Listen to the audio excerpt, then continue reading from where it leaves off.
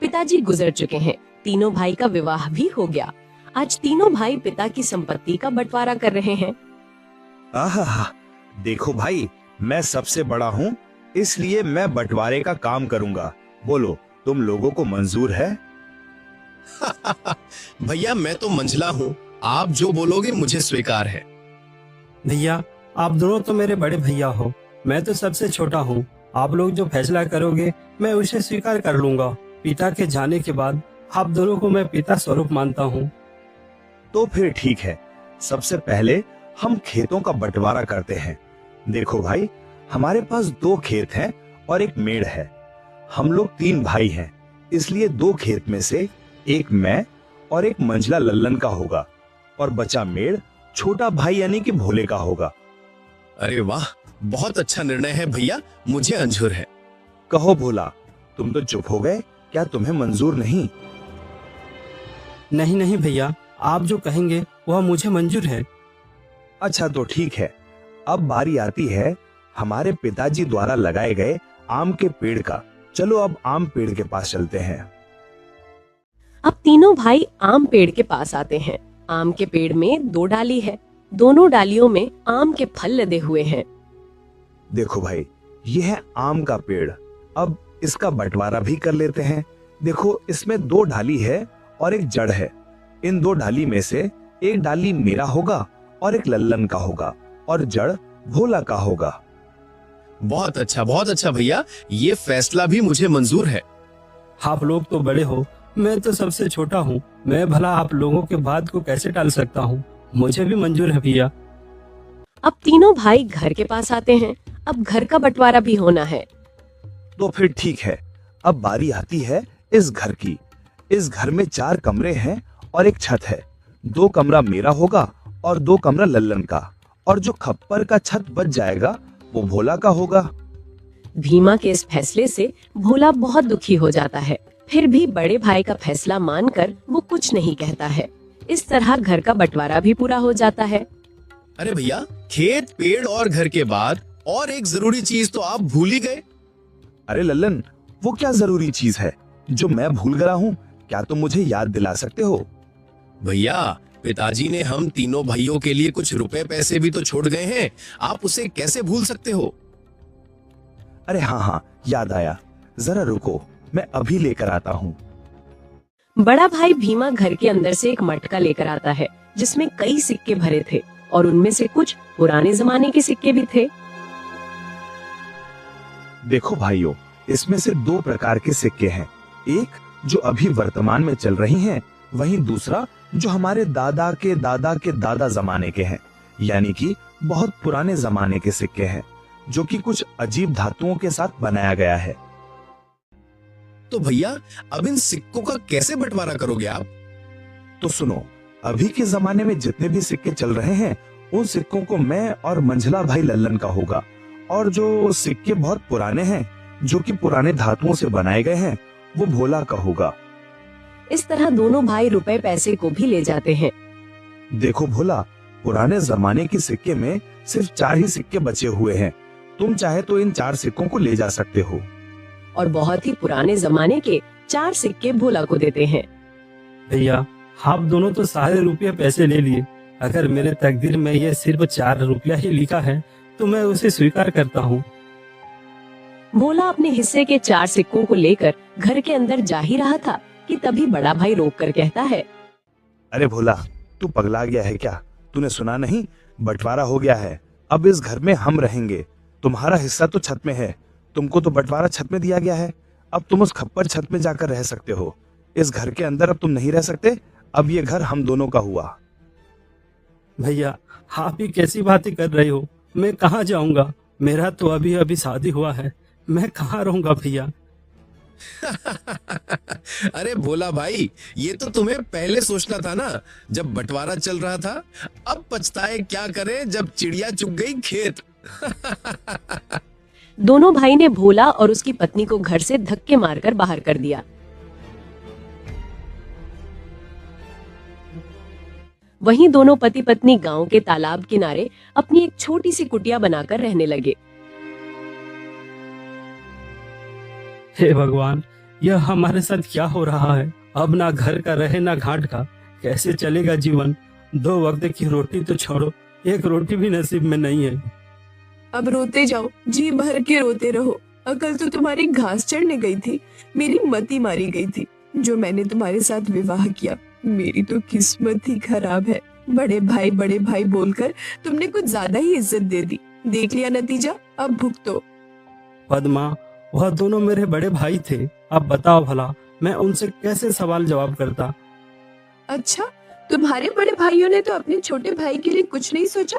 सब कुछ तो रख लिया। तुम्हारे हिस्से में क्या दिया है? खेत के नाम पर मेड़ दिया है और पेड़ के नाम पर जड़ दिया है। घर के नाम पर छत दिया है और पैसे के नाम पर ये आदम जमाने के 4 सिक्के दिए हैं। पद्मा, अब बस भी करो, और कितनी ताने मारोगी? अब छोड़ो उन बातों को। चलो छोड़ दिया, अब बताओ आगे का क्या? क्या करोगे, क्या खाओगे, कुछ बताओगे मुझे? अब मैं क्या करूं पद्मा? अब तो मेरे पास कुछ भी नहीं है। एक काम करता हूँ, मैं मुखिया के पास इन पुराने सिक्कों को लेकर जाता हूँ। शायद इन सिक्कों के बदले मुझे कुछ नया सिक्का मिल जाए।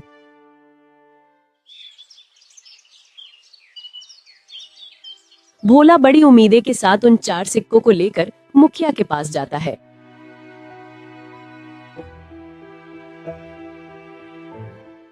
अरे भोला, तुम यहाँ? बताओ कैसे आना हुआ? मुखिया जी, मेरे पास ये सिर्फ 4 सिक्के ही हैं। क्या आप इन सिक्के के बदले मुझे कुछ नए सिक्के दे सकते हैं? अरे भोला, ये सिक्के बेकार हैं, अब ये चलन में नहीं रहा। भला तुम्हें इन सिक्कों के बदले कौन पैसे देगा? सच में तुम बहुत भोला हो। अब मैं क्या करूं? हे भगवान, मैं तो बर्बाद हो गया, मेरा सब कुछ लुट गया। अब देखो भोला, मैंने भी तुम तीनों भाइयों के बंटवारे की बात सुनी है। सुनकर बहुत बुरा लगा। दोनों भाइयों ने तो सब कुछ ले लिया और बदले में तुम्हें कुछ नहीं दिया। ऊपर से उन निर्दयी भाइयों ने तुम्हें घर से भगा भी दिया। हे भगवान, ऐसा भाई तो दुश्मनों को भी ना मिले। अभी क्या करूं मुखिया जी? लगता है मेरी तकदीर में कुछ नहीं है। मेरा मर जाना ही ठीक है। तुम्हारी दुख मुझे देखा नहीं जाता भोला, पता नहीं क्यों। वैसे तो मैं किसी के ऊपर दया नहीं करता, फिर भी तुम्हारा दुख देखकर मेरे जैसे कठोर दिल भी आज पिघल गया। एक काम करो भोला, कल से तुम और तुम्हारी पत्नी मेरे खेतों पर काम करो। मैं जितना मजदूरी दूसरे मजदूरों को देता हूँ, उससे ज्यादा मजदूरी मैं तुम दोनों को दूंगा। वैसे भी तुम्हारे पास अभी कोई काम नहीं है। हाँ मुखिया जी, मैं आपके यहाँ काम करूंगा, मेरी पत्नी भी काम करेगी।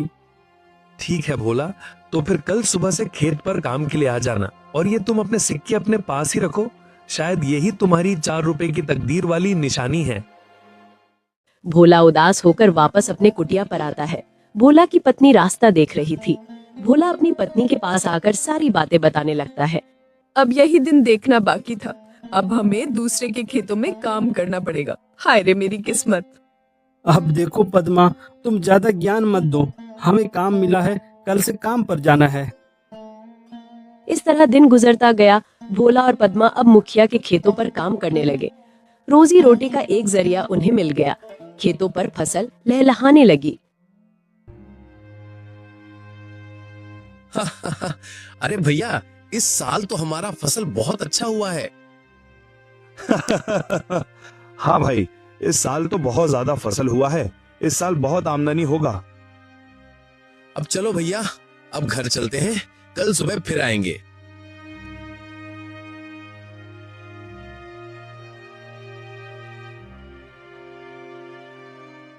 अरे पद्मा, देखो सुबह से दोपहर हो गया है, खाने का वक्त आ गया है। चलो कुछ खा लेते हैं। वैसे आज खाने में क्या है पद्मा? घर में जो भी थी रूखी सूखी सब ले आई हूँ, जाकर ठूसो। थके हारे भोला और पद्मा दोनों खेत के एक किनारे में बैठकर खाना खाने लगते हैं। अरे पद्मा, क्या हुआ? तुम अचानक खाना क्यों बंद कर दी? नहीं नहीं, कुछ नहीं, मैं तो बस ऐसे ही कुछ सोच रही थी। क्यों पद्मा, क्या हुआ? बताओ भी। देखो ना, हम कितना काम करते हैं, सुबह से लेकर शाम तक। ऐसा कब तक चलेगा? क्या तुम्हें नहीं लगता कि हमारा कोई संतान भी हो जो बुढ़ापे में हमारा सहारा हो? हाँ पद्मा, बार बार मैं भी यही सोचता हूँ, पर क्या करें, यह सब हमारे हाथ में नहीं, यह तो ऊपर वालों के हाथ में है। पता नहीं किस जन्म की सजा भुगत रही हूँ। भगवान ने तो हमसे मुंह मोड़ लिया है। बेघर होकर हम भटक रहे हैं। हमारे भाग्य में कुछ नहीं, न कोई संतान, न कोई जमीन जायदाद। हाँ पद्मा, अब तो भगवान पर भी भरोसा उठने लगा है। भोला और पद्मा दोनों बातें कर ही रहे थे कि तभी वहां अचानक एक चिड़िया आकर बैठ जाती है। अरे अरे, ये देखो तो, यह तो एक चिड़िया है, हमारे पास ही आकर बैठ गई। लगता है इसे भूख लगी है। हमें इसे कुछ खाने को देना चाहिए। हाँ पद्मा, तुम इसे कुछ खिला दो, शायद भूख के मारे यहाँ आ गया होगा। पद्मा ने उस चिड़िया को कुछ चावल देती है। चिड़िया कुछ देर पद्मा को देखती रहती है, फिर चिड़िया उस चावल को खाकर उड़ जाती है।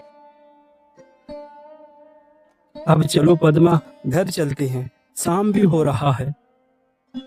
भोला और पद्मा दोनों खेतों पर काम करने के बाद अपना कुटिया पर चले जाते हैं।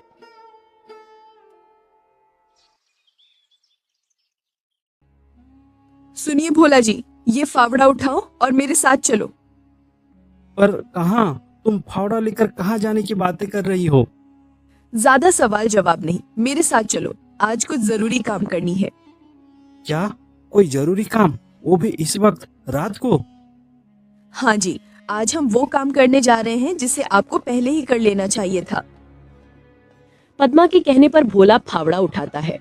दोनों पति पत्नी अपने उस खेत के मेड़ पर आते हैं जो उन्हें बंटवारे पर मिला था। पद्मा, यह तो हमारा मेड़ है, और वहाँ पर जो फसल लगी है, जहाँ पानी भरा हुआ है, वह तो मेरे दोनों बड़े भाइयों का खेत है, और हम जहाँ खड़े हैं यही हमारा मेड़ है। इसलिए तो मैं तुमको यहाँ लेकर आई हूँ बुद्धू। और सुनो, आप इस मेड़ को अभी के अभी तोड़ दो। ये क्या कह रही हो तुम? इससे तो मेरे दोनों भाइयों के पूरे फसल बर्बाद हो जाएगा। बिना मेड़ के भला खेती कैसे हो सकता है पद्मा? ये समस्या तुम्हारे भाइयों का है, तुम्हारा नहीं। हमारा मेड़ हमारी मर्जी, तोड़े या रखे। अरे वाह पद्मा वाह, मुझे पता नहीं था, तुम तो बड़ी होशियार हो। अब मुझे समझ में आ गया। इस तरह पद्मा और भोला ने खेत के सारे मेड़ को तोड़ दिया, जिससे खेतों से पानी बह गया और फसल बर्बाद हो गया। अगली सुबह जब दोनों भाई खेत पर पहुंचते हैं, हे भगवान, ये क्या हो गया? हमारे सभी फसल तो बर्बाद हो गया। कितनी अच्छी फसल लगी थी। सोचा था इस साल सोने के गहने लूंगा, पर सपना सपना ही रह गया। अरे भाई, हम दोनों तो बर्बाद हो गए रे। कितनी अच्छी फसल लगी थी, अब बिना पानी से सब सूख गया। भला अब फसल कैसे होगी? अरे भैया, वो देखो, खेत का मेड़ को किसी ने तोड़ दिया है। जब मेड़ ही नहीं है तो खेत में पानी कहाँ रहेगा और हम सिंचाई कैसे करेंगे? जरूर ये काम भोला का होगा। जरूर उसने होशियारी की होगी। भीमा और लल्लन दोनों रोते हुए घर को आते हैं। घर आकर अपनी पत्नियों को सारी कहानी बताने लगते हैं। अरे ये क्या हो गया? देखो जी, मेरी बात सुनो। अगर फसल बर्बाद हो गया है तो कोई बात नहीं, हमारा आम का पेड़ तो है। हाँ, तुमने बिल्कुल सही कहा, पर अभी आम पकने को कम से कम 12 से 15 दिन और लगेगा। हाँ भैया, जब आम पक जाएंगे तो हम उसे बाजार ले जाकर अच्छे पैसे कमा सकते हैं। हाँ लल्लन, तुम बिल्कुल ठीक कह रहे हो। अब यही एक रास्ता बचा है, वरना हम सब भूखे मर जाएंगे।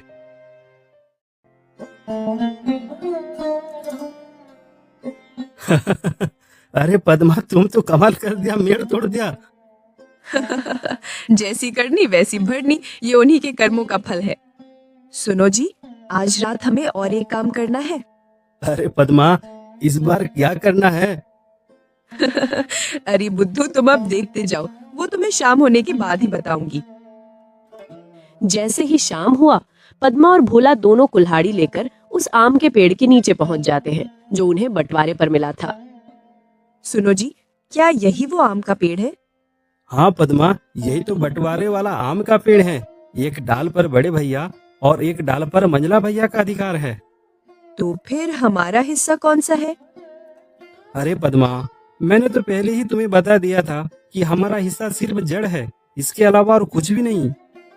तो फिर ठीक है, इस पेड़ का जड़ तो हमारा है, इसलिए इस जड़ को रखे या काटे हमारी अपनी मर्जी। दोनों पति पत्नी आम के पेड़ को काट देते हैं। आम का पेड़ नीचे जमीन पर गिर जाता है। एक जोरदार आवाज होता है। भीमा और लल्लन दौड़कर पेड़ के पास आते हैं। भोला और पद्मा को दोनों भाई पकड़ लेते हैं। अच्छा, तो तू है भोला, तू हमसे बदला ले रहा है। आज तो तेरा खैर नहीं, तुझे तो इसकी सजा जरूर मिलेगी। अरे रुको भैया, हम इन दोनों को राजा के पास ले चलते हैं और इनको कौड़े की मार वाला सजा दिलवाते हैं। हाँ, बिल्कुल ठीक कहा लल्लन तुमने। भोला और पद्मा को दोनों भाई रात भर कमरे में बांध कर रखते